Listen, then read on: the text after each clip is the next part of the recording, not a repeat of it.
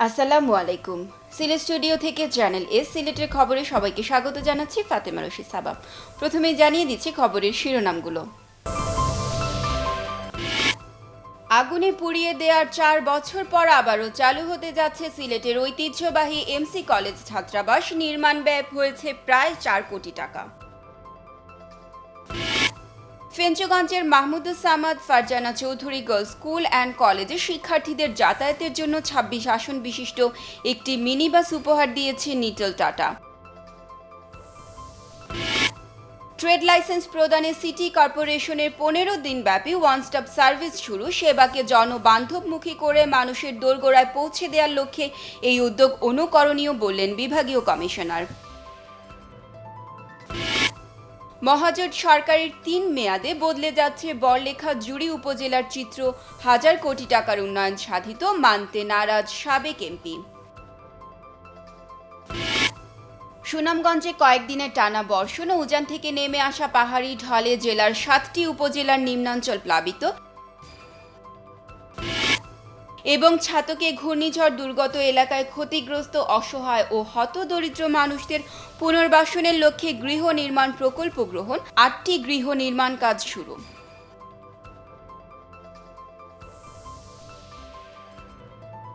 এতক্ষণ শিরোনাম শুনছিলেন, এবারে পুরো খবর। আগুনে পুড়িয়ে দেওয়ার 4 বছর পর আবারও চালু হতে যাচ্ছে সিলেটের ঐতিহ্যবাহী এমসি কলেজ ছাত্রাবাস। প্রায় 4 কোটি টাকা ব্যয়ে এই ছাত্রাবাসের পূর্ণ নির্মাণ কাজ শেষ হয়েছিল 2 বছর আগে, কিন্তু গ্যাস সংযোগ বন্ধ থাকার কারণে শিক্ষার্থীদের আবাসন দিতে দেরি হয়েছে বলে জানিয়েছে কলেজ কর্তৃপক্ষ। 6টি ব্লক আর শতাধিক কক্ষ নিয়ে নির্মিত এই ছাত্রাবাসে আবাসিক সুবিধা নিয়ে অধ্যয়ন করতে পারবে 244 জন শিক্ষার্থী। বিস্তারিত হোসেন আহমদ সুজাদের রিপোর্টে, ক্যামেরায় ছিলেন আমিমুল ইহসান রাহিন। 2012 সালের 8 জুলাই সন্ধ্যায় ছাত্রলীগ ছাত্র শিবিরের সংঘর্ষের জের ধরে পুড়িয়ে দেওয়া হয় 100 বছরের ঐতিহ্যবাহী এমসি কলেজের ছাত্রাবাসের 3টি ব্লকের শতাধিক কক্ষ। এরপর 2014 সালে প্রায় 4 কোটি টাকা ব্যয়ে দ্রুত সময়ের মধ্যে ছাত্রাবাসটি পুনর্নির্মাণ করে শিক্ষা মন্ত্রণালয়, কিন্তু গ্যাস বিল বকেয়া থাকায় দীর্ঘদিন ধরে ছাত্রাবাসটি চালু করতে পারছিল না কলেজ কর্তৃপক্ষ। সম্প্রতি কলেজ কর্তৃপক্ষ গ্যাস বিল পরিশোধ করায় চালু হতে যাচ্ছে ঐতিহ্যবাহী এমসি কলেজ ছাত্রাবাস। দীর্ঘ প্রতীক্ষার পর ছাত্রাবাসটি চালু হওয়ায় আনন্দে উচ্ছ্বসিত শিক্ষার্থীরা। অনেক দিন পর তো আমাদের হোস্টেলটা চালু হইতেছে, অনেক উপকার হবে, ক্লাসটা ঠিকমতো করতে পারবো। আসলে কলেজে ভর্তি হওয়ার পর থেকে অপেক্ষায় ছিলাম যে কবে হোস্টেলটা চালু হবে। আর এখন আমরা খুবই আনন্দিত যে হোস্টেলটা চালু হয়েছে। আমরা এখন চালু হয়েছে, আমরা খুবই আনন্দিত এবং আমরা অনেক দিনের প্রত্যাশা পূরণ হবে যে আমাদের হোস্টেলের সবার মেধাবীদের সাথে থাকবো। 6টি ব্লক আর শতাধিক কক্ষ নিয়ে নির্মিত হওয়া এই ছাত্রাবাসে বসবাস করে কলেজে অধ্যয়ন করতে পারবে 244 জন শিক্ষার্থী এবং আগামী আগস্ট মাস থেকে আনুষ্ঠানিকভাবে শিক্ষার্থীরা ছাত্রাবাসে উঠবে। আবেদন বিজ্ঞপ্তি আমরা 22 তারিখে শেষ হবে। 22 তারিখে শেষ হওয়ার পর আমরা সেইগুলো পুনঃনিরীক্ষা করার পর তাদেরকে সাক্ষাৎকারের জন্য আহ্বান জানাবো। এই সাক্ষাৎকারের আহ্বান প্রক্রিয়া শেষ হওয়ার পর আমরা অগাস্টের মাঝামাঝি পর্যায়ে আমরা ছাত্রদেরকে নতুন ছাত্রাবাসে ভর্তি করার প্রক্রিয়া সম্পন্ন করার জন্য আমরা চেষ্টা চালিয়ে যাচ্ছি। ছাত্রাবাসে কোনো রাজনৈতিক নেতাদের স্থান নয়, সেখানে স্থান হবে কলেজের মেধাবী শিক্ষার্থীদের এবং ছাত্রাবাসে যে কোনো ধরনের নাশকতা ঠেকানোর জন্য সতর্ক অবস্থানে থাকবে কলেজ কর্তৃপক্ষ। প্রশাসন সবসময় কিন্তু একটা পজিটিভ ভূমিকা পালন করে। আমরা যখন তাদের শরণাপন্ন হই তারা সাড়া দেয় এবং খুব ইতিবাচক সাড়া দেয়। 6টা ব্লকই শেষ হয়ে গিয়ে রেনোভেশন হয়ে গিয়েছিল, এখন পরিষ্কার পরিচ্ছন্নতার দরকার, সেটা আমরা করব। আমরা আশা করছি যে স্বাভাবিকভাবে সব কিছু করতে পারবো, মেধার ভিত্তিতে করতে পারবো। এমসি কলেজে ইন্টারমিডিয়েট, অনার্স ও মাস্টার্স মিলিয়ে 16টি ডিপার্টমেন্টে অধ্যয়ন করছে প্রায় 14,000 শিক্ষার্থী। Hussain Ahmed Sujad, channel S news, Sylhet.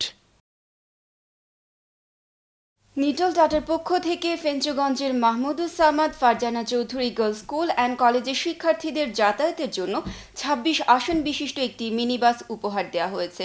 এ উপলক্ষে স্কুল অ্যান্ড কলেজের অডিটোরিয়ামে গাড়ির চাবি হস্তান্তর অনুষ্ঠান অনুষ্ঠিত হয়েছে।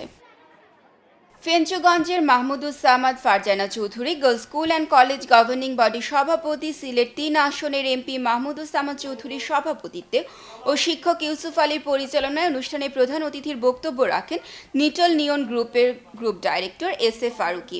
বিশেষ অতিথির বক্তব্য রাখেন নিটল মোটরস লিমিটেডের dealer Ehteshamul Haque Chowdhury, AGM sales Jasimuddin, Nitol motors লিমিটেডের operation credit senior manager Mohammad Gausul Azam Khan. স্বাগত বক্তব্য রাখেন স্কুল অ্যান্ড কলেজ গভর্নিং বডির সদস্য শাহিদুজ্জামান চৌধুরী।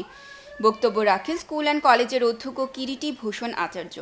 অন্যান্যের মধ্যে উপস্থিত ছিলেন শিক্ষানুরাগী সদস্য জুবেদ আহমদ চৌধুরী শিপু, মুক্তিযোদ্ধা আকরাম হোসেন।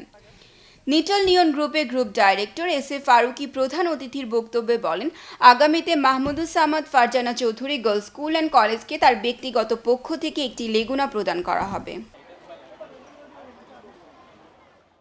সিলেট সিটি কর্পোরেশনের উদ্যোগে ট্রেড লাইসেন্স সংক্রান্ত বিষয়ে 15 দিনব্যাপী ওয়ান স্টপ সার্ভিস 2016 এর উদ্বোধন করা হয়েছে।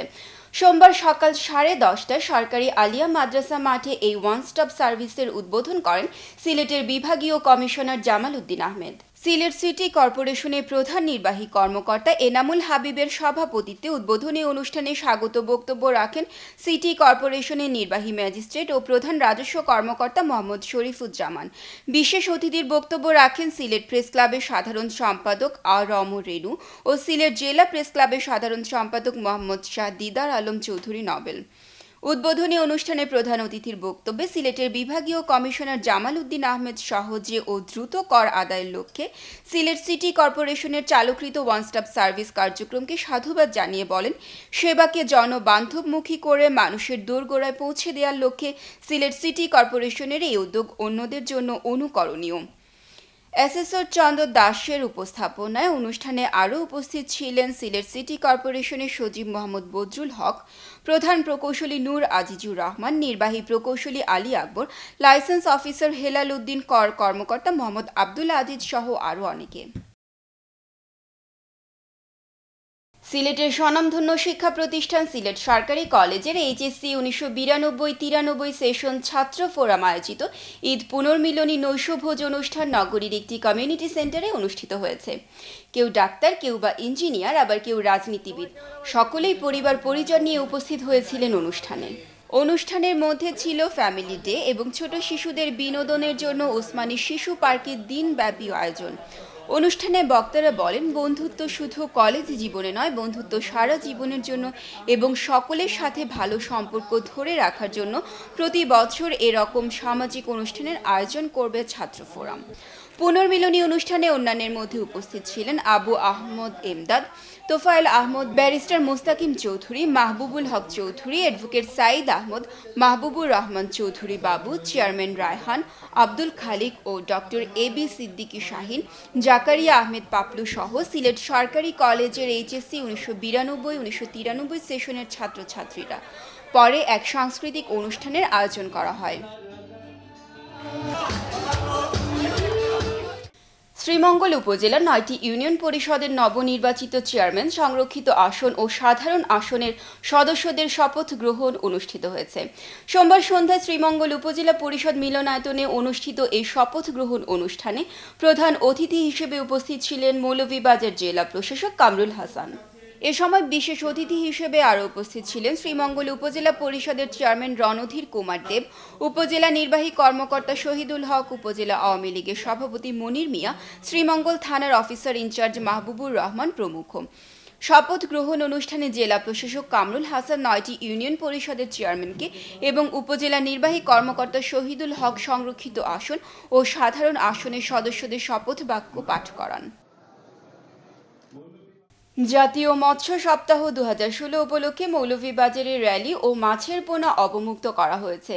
জল আছে যেখানে, মাছ চাষ সেখানে, এই প্রতিপাদ্য বিষয় নিয়ে বুধবার সকালে স্থানীয় শহীদ মিনার প্রাঙ্গণ থেকে এক র্যালি বের হয়।